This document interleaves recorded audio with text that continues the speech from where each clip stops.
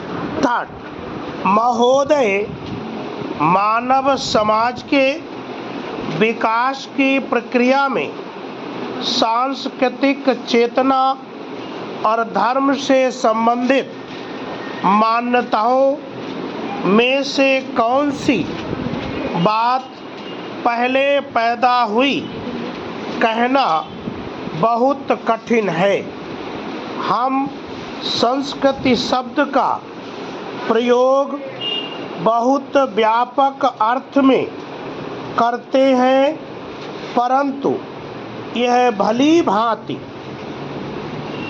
सोचा जा सकता है कि सामाजिक जीवन के प्रारंभिक चरणों में मनुष्य ने अवश्य ही संस्कृति को निश्चित और संकुचित अर्थ में ही प्रयोग किया होगा। बहुत संभव है कि संस्कृति धर्म और नैतिकता के पर्यायवाची शब्दों के रूप में ही प्रयोग किया जा रहा हो।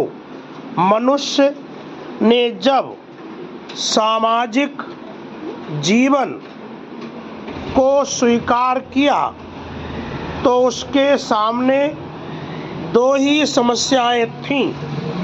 एक, जीवन यापन के लिए अति आवश्यक चीज़ों की निर्बाध आपूर्ति तथा दूसरी, व्यक्तिगत जीवन के लिए अधिकाधिक सुरक्षा। इन दो समस्याओं को हल करने के लिए मनुष्य ने सांस्कृतिक मूल्यों और धार्मिक मान्यताओं को विकसित किया।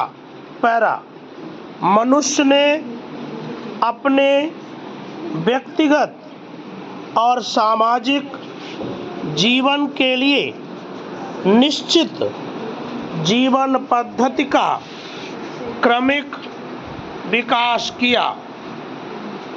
इसी जीवन पद्धति को आगे चलकर संस्कृति नाम दिया गया। इतना ही नहीं, मनुष्य ने प्राकृतिक शक्तियों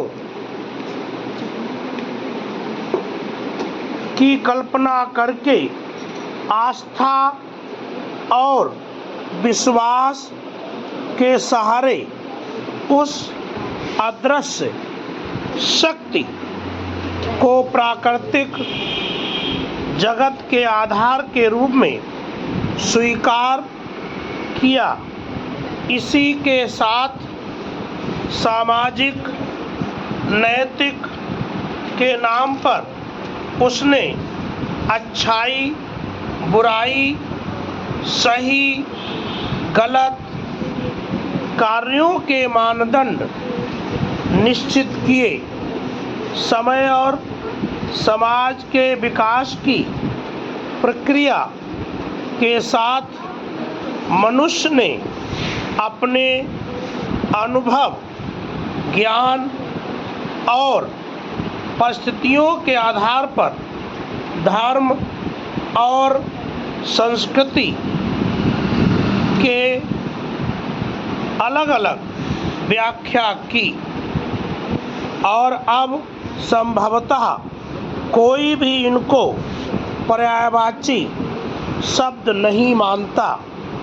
इसमें कोई शक नहीं कि संस्कृति का संबंध उन मानसिक और भावात्मक क्रियाओं के साथ जोड़ा जाता है जो धर्म के अधिकार में आती हैं। फिर भी हम व्यवहार में धर्म या संस्कृति के बजाय धर्म और संस्कृति की बात करके दोनों शब्दों को अलग अलग संदर्भों में प्रयोग करके उचित मानते हैं। स्टॉप।